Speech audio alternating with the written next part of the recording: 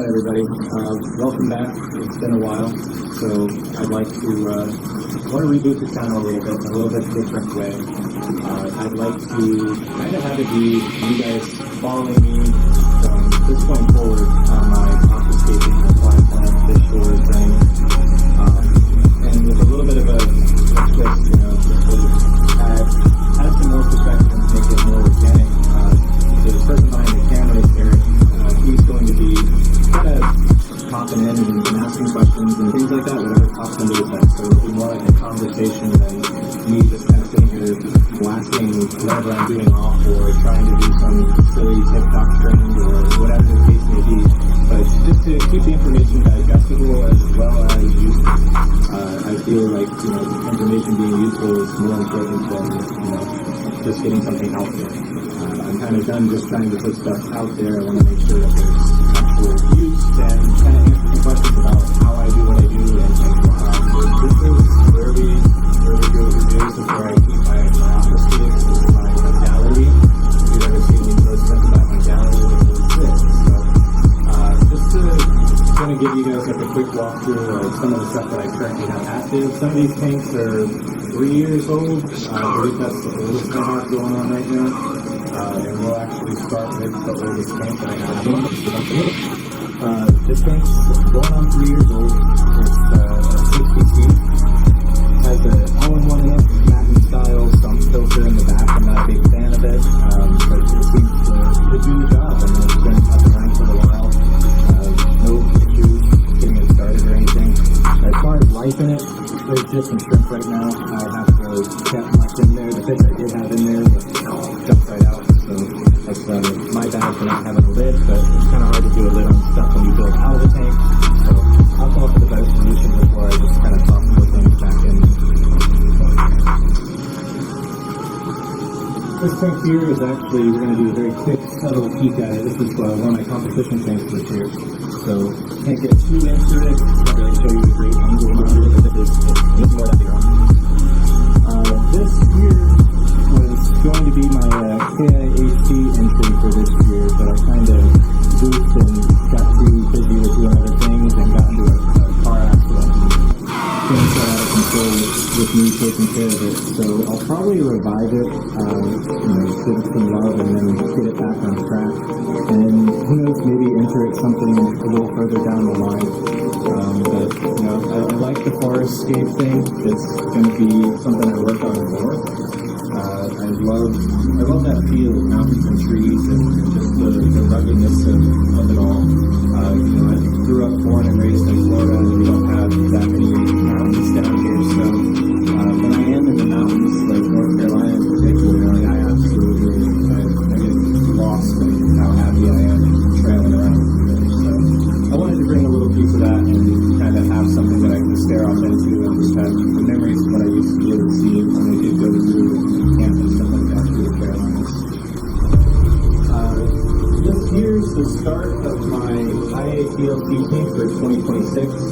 It won't look anything like this by the time I'm done with it. Kind of how I work. I do like rough sketches in my tanks and then it evolves into what I'm seeing.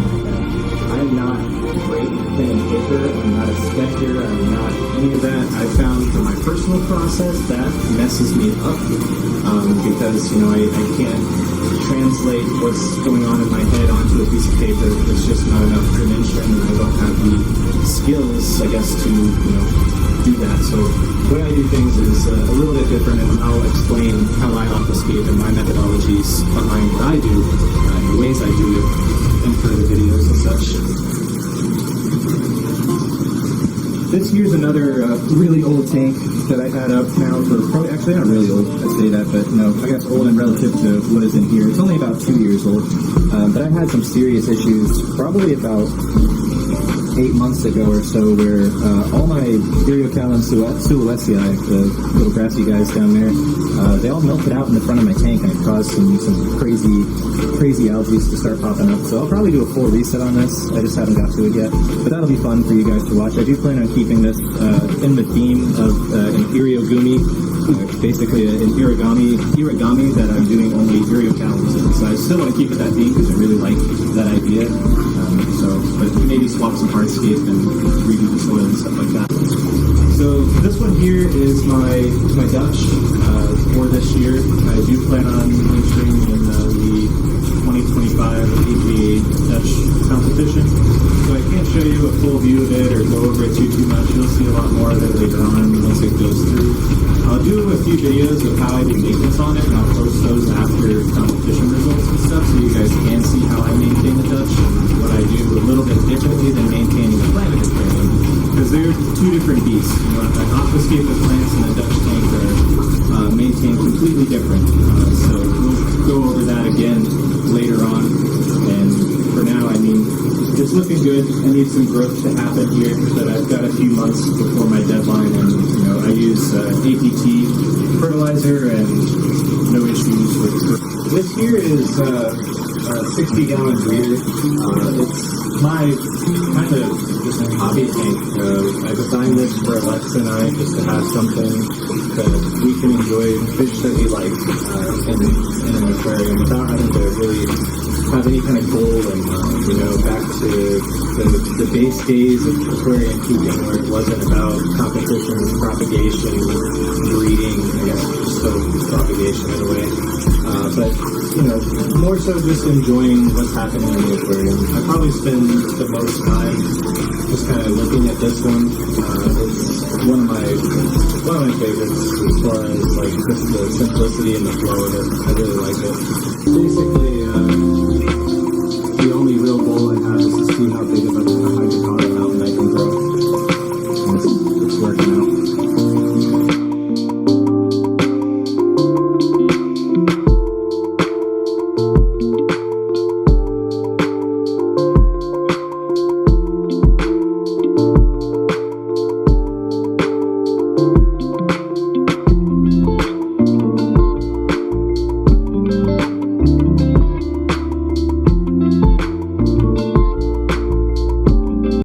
This is the Escaper 160. This is my Jade Cascade entry from last year for the AGA IAC. I kept this one up. It's probably about 2.5 years old now. Another one that's actually approaching 3. I think I did this one just like a couple weeks after I did the first one I showed you guys.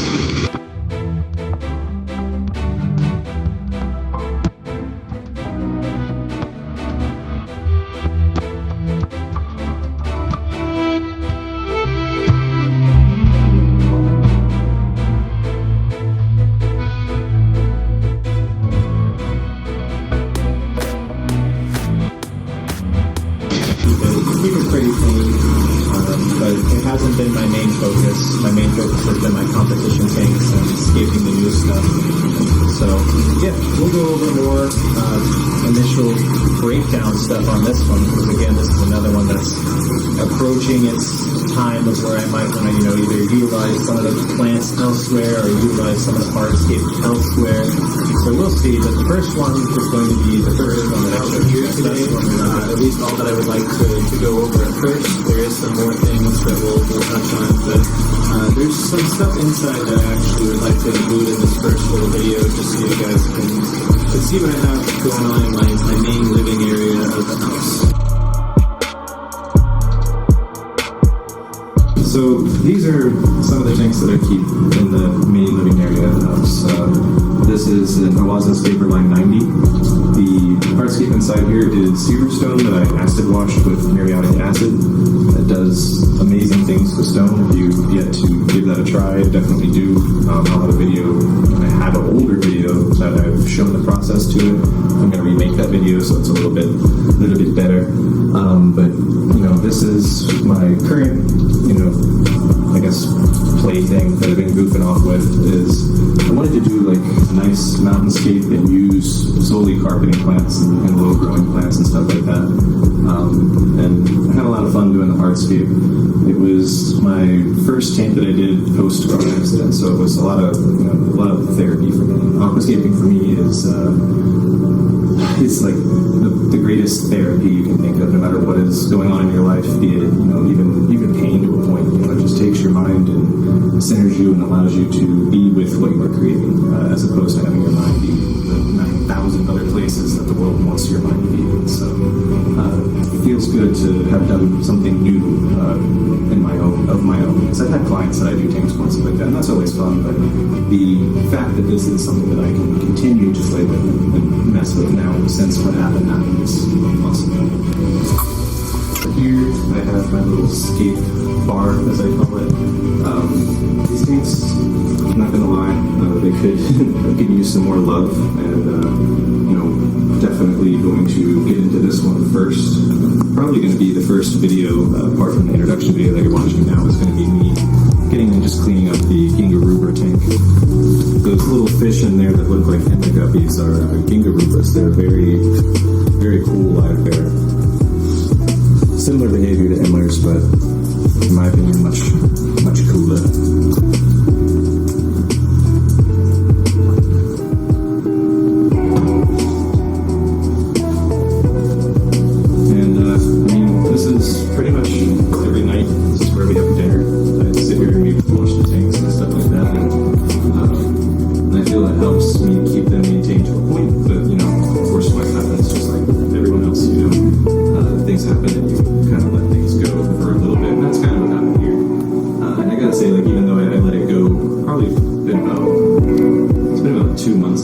Serious maintenance on any of these. They don't look that bad. So could look a lot worse. But I'm still happy. And I believe a large part of that is to do with the filtration I have set up in these tanks.